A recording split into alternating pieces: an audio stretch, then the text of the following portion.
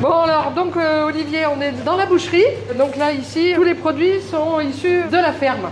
Oui, ou transformés par notre chef. Voilà. Le chef boucher.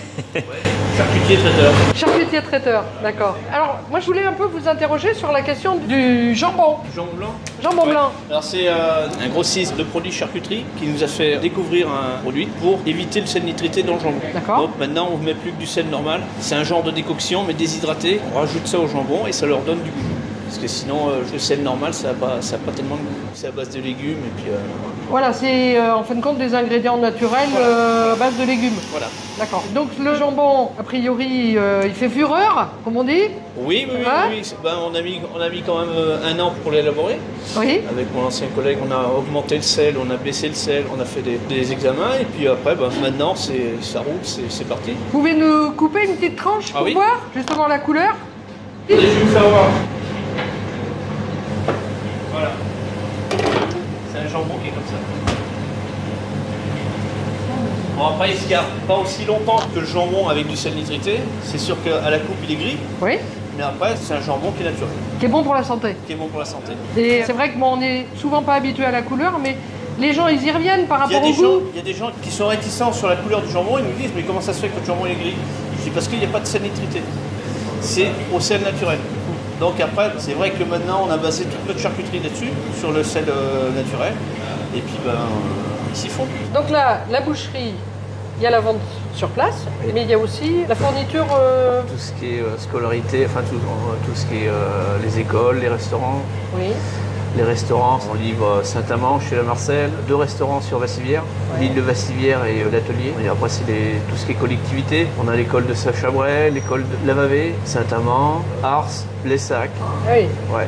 C'est à peu près combien de repas ça représente la cantine? Les cantines, ça dépend des communes. Il y en a, ça peut aller pour 60 gamins, et il y en a d'autres, ça peut aller pour 30 gamins. D'accord. Mais sinon, après, c'est des quantités. Et donc, c'est toutes les semaines? Ouais. Et puis après, on a le collège de Felletin. Ah oui. Le LMB, non? Le LMB aussi. De temps en temps? Oui, toujours régulièrement? Oui, il commande de temps en temps parce que bon, il a d'autres fournisseurs sur Felletin. D'accord. Et après, on a un EHPAD, enfin c'est même pas un EHPAD, c'est Plunia. Ah oui, la masse. Voilà. De Plunia.